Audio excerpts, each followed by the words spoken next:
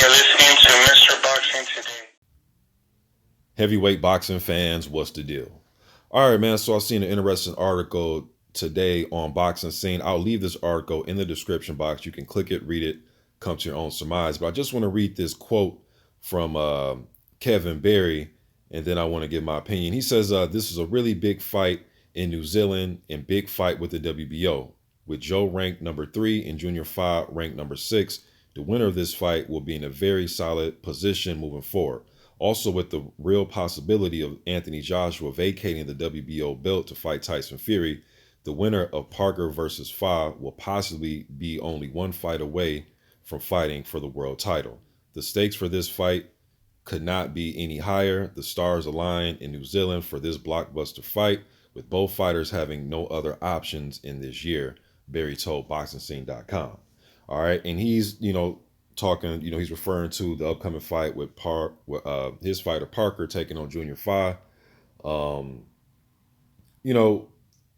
thing I'll say first of all is Joshua has to get past Pulev. Now, we made a mistake by doing this before, looking past opponents for Joshua. We did this with the Ruiz situation. All right, so he has to get past Pulev, which I do not think is some easy type of takeover. I think it's a tough fight on paper, and we're going to see how tough it is in actuality on fight night next month. All right, so AJ got to get past the stiff jab and experience and toughness of Pulev first, right?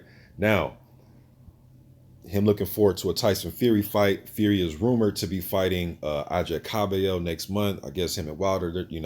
I don't see a third fight between Fury and Wilder taking place anytime soon.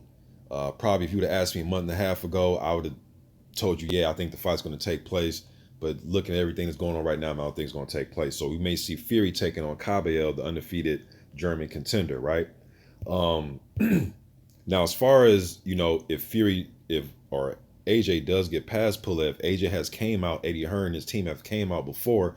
This is the end of September where they came out, and Hearn was saying that Joshua would want to vacate the belt in order to get a big fight like Tyson Fury, right? So he'll be willing to vacate that WBO belt. They're going to treat that WBO like the redheaded stepchild, man. You know what I mean? But he's saying that he wants, he wouldn't mind vacating it. Now, we know Alexander Usyk, the mandatory for the WBO, he had a hard-earned, he had to scratch tooth and nail in that fight, man, with Derek Chisora, but he got the victory. So we can possibly see, the winner out of Parker and Fa taking on Usyk. Now, Usyk and Fa actually have some history. They fought in the World Series of Boxing way back in the day. Usyk dominated Fa in that bout.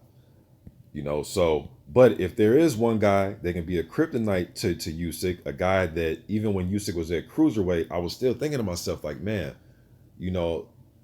it may not take like a 6'8", 6'9" heavyweight to beat Usyk. And one of the guys who I always had on my radar that I think they can match Usyk with his footwork, I think he has faster hands than Usyk in my opinion. And I think he just has the proper dynamics to be able to deal with Usyk. I think he'll be able to cut the ring off, because to me, he's just as nimble on his feet as Usyk going forward and backwards. And I think he has just as much good footwork as a guy like Marius Briedis, who gave Usyk some problems. And that guy was always Joseph Parker. And I've been saying this for like 3 or 4 years now, man. So it'd be very intriguing to see, Parker versus Usyk for, a WBO vacant title. And if that were to take place, it'd be the second time that Parker has battled for that WBO when it's been vacated. You know what I mean? Because him and Ruiz fought for the vacant WBO strap that was vacated by Tyson Fury when all the belts got relinquished from him when he took a hiatus. All right. However, I want to know what you guys think in the comment section about this, what Kevin Barry had to say, about the possibility of, if AJ wins his fight, him vacating the title, and then the winner out of Parker versus Fa taking on Usyk. Now, let's talk about Fa for a second here. If he was to win this fight against Joseph Parker, it'd be his best win. This is his toughest opponent up to this day, man. So I know they fought in the amateurs, but we know the Amis and the pros is two different things, man. It's damn near almost like two different sports.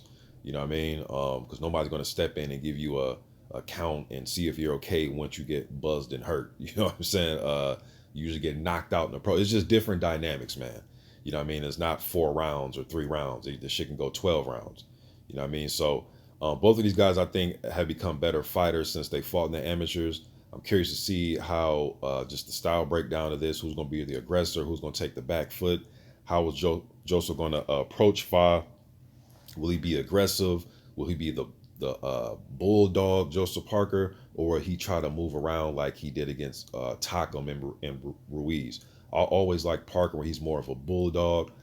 Fa's going to have to use his abilities on the inside, man. Try to hold Joe, put him in a headlock, rough him up a little bit, rough him up, box him clean, but show him different looks and use your size to your advantage.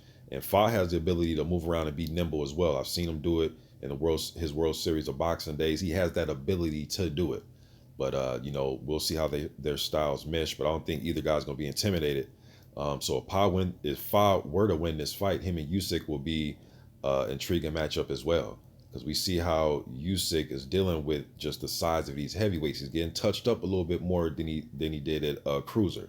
You know what I mean? Even though Chaz Witherspoon, he won that soundly, Chaz was still able to do some things in that fight against Usyk, touching him up a little bit. And we've seen Chisora was able to put hands on Usyk a lot more in that fight than we've seen Usyk be touched in the past. All right. But just giving my quick opinion about this, man. Curious to hear what you guys think in the comment section. Till next time, I'm gone.